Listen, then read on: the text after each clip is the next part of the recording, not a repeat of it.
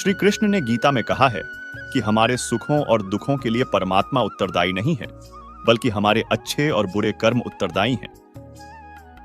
अज्ञानता के कारण हम अपने सुख दुख के लिए परमात्मा को उत्तरदायी ठहराते हैं, जबकि वह न हमारे पापों के लिए जिम्मेदार है और न ही पुण्य के लिए जिम्मेदार है। मित्रों, अगर आप इस बहुमूल्य ज्ञान का लाभ अधिक से अधिक लेना चाहते हैं तो हमारे चैनल को सब्सक्राइब करें और हर रोज सुबह और रात को सोने से पहले ज्ञान की बातें जरूर सुनें और दूसरों को भी सुनाएं, क्योंकि जिस तरह खुशियां बांटने से मिलती है, उसी प्रकार इस ज्ञान को आप जितने ज्यादा लोगों के साथ शेयर करेंगे, उतना ही भगवान श्री कृष्ण की कृपा और इस गीता ज्ञान की ज्योति आपके जीवन में भी प्रकाश फैलाएगी। मित्रों, वाल्मीकि ने रामायण के युद्ध कांड में कहा है कि रावण के मारे जाने के बाद जब हनुमान लंका में सीता को राम की विजय का समाचार सुनाने गए, तब सीता ने हनुमान से कहा, मैंने यह सब दुख पूर्व जन्म में किए हुए कामों के कारण ही पाया है, क्योंकि अपना किया हुआ ही भोगा जाता है।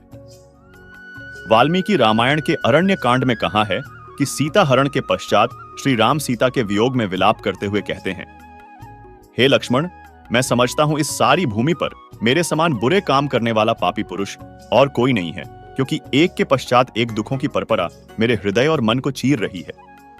पूर्व जन्म में निश्चय ही मैंने एक के पश्चात एक बहुत से पाप किए हैं, उन्हीं पापों का फल आज मुझे मिल रहा है। राज्य हाथ से छिन गया, अपने लोगों से वियोग हो गया, पिताजी परलोक सिधार गए, माताजी से अलग हो गया। इन घटनाओं को याद करके मेरा हृदय शोक से भर जाता है।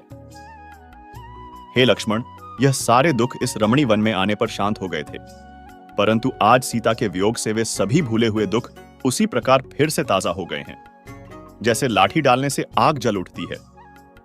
पाप कर्म होने पर उस पर पश्चाताप करके मनुष्य उस पाप भावना से छूट जाता है। मित्रों, यह बात तो आप सबको पता ही होगी कि रामायण की सबसे मोटी घटना है भगवान श्री राम का देवी सीता और लक्ष्मण के साथ वनवास जाना। रामायण की कथा के अनुसार कैकेयी की जिद की वजह से भगवान राम को वन जाना था, लेकिन यह मात्र एक दृश्य घटना है। श्री राम के वन गमन के पीछे कई दूसरे कारण भी थे, जिन्हें वही व्यक्ति समझ सकता है जिन्होंने रामायण को सुना और समझा हो। कैकेयी ने हमेशा राम को अपने पुत्र भरत के समान ही प्रेम किया। कभी भी कैकेयी ने राम के साथ कोई भेदभाव नहीं किया। यही वजह थी कि जब राम के वन जाने की वजह का पता भरत को चला तो वह हैरान हुए थे कि माता कैकेयी ऐसा कैसे कर सकती है, और सच भी यही था कि कैकेयी ने यह जानबूझकर नहीं किया था। इनसे यह काम देवताओं ने करवाया था। यह बात रामचरितमानस के इस दोहे से स्पष्ट होता है, विपत्ति हमारी बिलो की बड़ी मातु करिया सोई आजू, रामू जाही बन राजू तजी होई सकल सुर काजू। भगवान राम का जन्म रावण वध करने के उद्देश्य से हुआ था। अगर राम राजा बन जाते तो देवी सीता का हरण और इसके बाद रावण वध का उद्देश्य अधूरा रह जाता। इसलिए देवताओं के अनुरोध पर देवी सरस्वती कैकेयी की दासी मंथरा की मति फेर देती है। मंथरा आकर कैकेयी का कान भरना शुरू कर देती है कि राम अगर राजा बन गए तो कौशल्या का प्रभाव ज्यादा जाएगा, इसलिए भरत को राजा बनवाने के लिए तुम्हें हठ करना चाहिए। मंथरा की जुबान से देवी सरस्वती बोल रही थी, इसलिए मंथरा की बातें कैकेयी की मति को फेरने के लिए काफी थी। कैकेयी ने खुद को कोप भवन में बंद कर लिया। राजा दशरथ जब कैकेयी को मनाने पहुंचे तो कैकेयी ने भरत को राजा और राम को 14 वर्ष का वनवास का वचन मांग लिया। इस तरह भगवान राम को वनवास जाना पड़ा। इसके अलावा जो कारण है उसका संबंध एक शाप से है। नारद मुनि के मन में एक सुंदर कन्या को देखकर विवाह की इच्छा जगी। नारद मुनि नारायण के पास पहुंचे और हरि जैसी छवि मांगी। हरि का मतलब विष्णु भी होता है, वानर भी।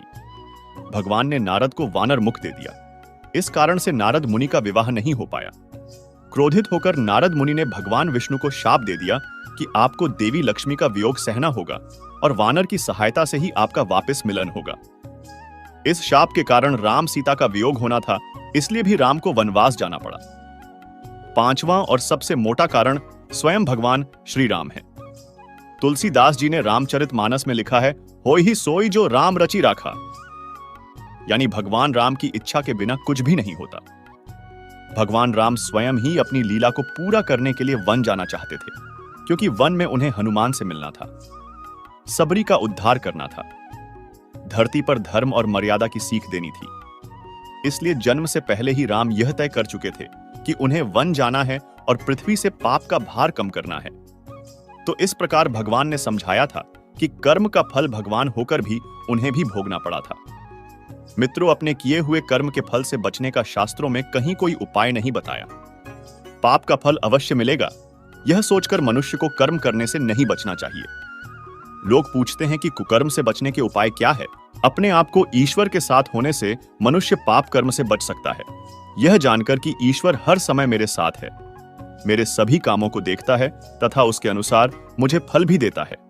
तभी मनुष्य दुष्कर्म से बच सकता है।